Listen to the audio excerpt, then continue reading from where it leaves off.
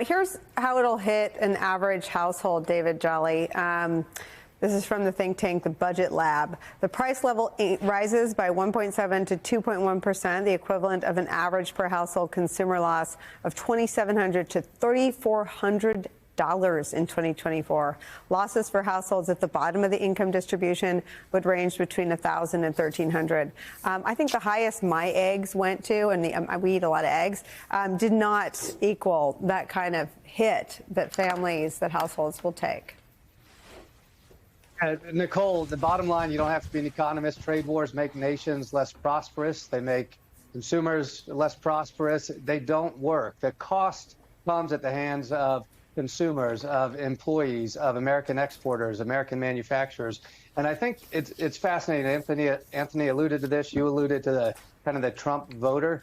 There is a way to actually extract some costs from the American economy. It's called debt and deficits, while you target tax incentives to reshore or to revitalize specific domestic industries. That is not what Donald Trump is doing. He cannot articulate what this is going to do to revitalize. He just kind of throws that in as a talking point at the very end of some of his crazy rants or his changing of his mind on tariffs or not. But consider that. If you wanted to revitalize a domestic industry or reshore a domestic industry, you would do it through tax incentives or direct subsidies. The only cost to the American economy and American voter there is ultimately in debt and deficits, right? We would be providing some leniency or handing out money essentially from the Treasury.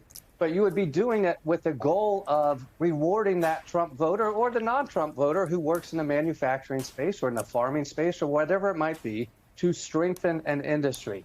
In this case, what he's doing is he's actually putting that cost on the American consumer. He's putting that cost on the manufacturer, on the American exporter. And I love the Prussian analogy because this goes back to an economic theory that nobody today supports, which I guess is also the final point on Besant and Lutnick. I mean, we are in that chapter where it is fascinating to watch people just sully their reputation personally and in industry, because there is absolutely no reason that they should be the defenders of this, but they are. And that's on them. And that's part of their personal legacy as much as it is Donald Trump's now. It is. I'm sorry for my cough. That's me. I've got the spring allergy tickle, which I welcome because anything with spring in it is welcome news. But I mean, it's two stories, right? I mean, it is the indifference to the economic insecurity and struggling of the American people, which is everybody's problem, right? It is the indifference to something he used to care very much about, and that's market movement. And then it is the age-old story. I mean, and you were there 11 days. I mean, it is the age-old story. And I'd love to see Mr. Besant's investment letter. But it is the age-old story of the people that reassure mostly Republicans who have fallen in line behind Trump that everything will be OK. He won't burn the economy down. He's got Scott Bessent there, who I'd never heard of, but seemed to make a lot of people like you, Anthony, and like the Republicans who were looking as his cabinet sort of came into focus, feel better. And it is still, to me, a story that they'll study for 100 years. What happens to mostly men when they walk into Trump's now gold-gilded Oval Office? Listen, I like I said, they want the power. They want to fly on Air Force One. They want to be in the president's motorcade. And that's what it is. And so they're willing to transact. And by the way, if you're a billionaire, you're willing to change your editorial standards at the Washington Post. You're willing to give them money for the inauguration. You're willing to, bullies, on the playground. There's a lot of kids in school that yield to the bully, and there's other people that won't yield to the bully. And we need more of the people that won't yield to the bully to stand up right now. Particularly for the middle and lower middle income people.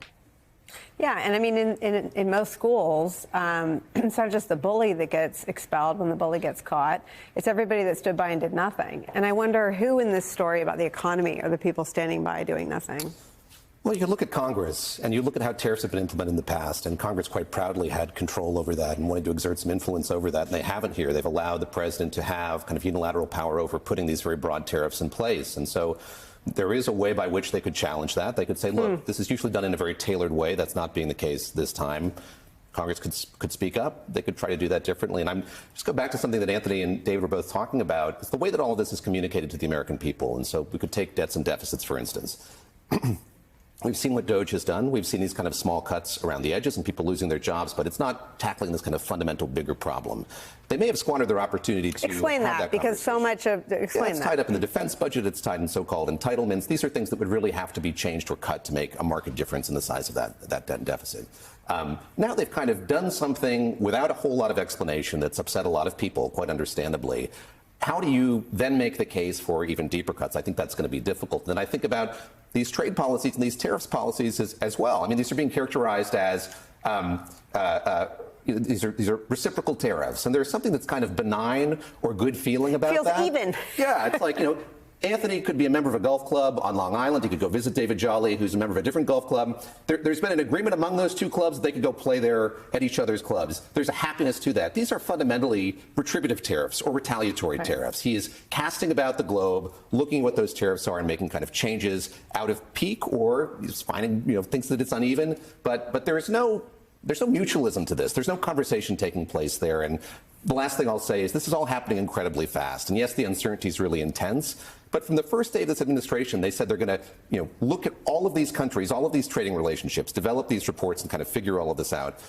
It's just a matter of weeks or months later that they're doing this. We don't know what the knock-on effects of that are going to be. And that's going to be a legacy of this as well. It's just the speed with which this was done, as we saw it with DOGE, without really perhaps thinking through what the consequences of that might be. And I think that, going back to your first question to me, is what's fueling or adding to this level of uncertainty, the sense that this is happening, these are major changes. Have we spent enough time reckoning with or thinking about what the fallout from that might be? I mean, I guess